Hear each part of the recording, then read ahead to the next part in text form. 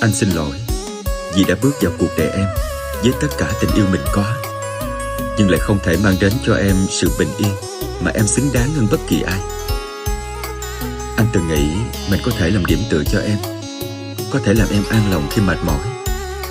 Nhưng càng cố gắng, anh lại càng khiến trái tim em thêm nhiều vết xước. Anh luôn sợ em phải chịu nhiều tổn thương, cả về thể xác lẫn tinh thần. Nhưng cuối cùng, người mang đến sự tổn thương ấy lại chính là anh. Vậy nên anh chọn cách rời khỏi cuộc đời em.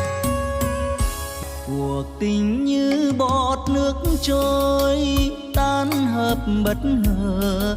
Người già đi hững hờ nên đành lỡ hẹn thề.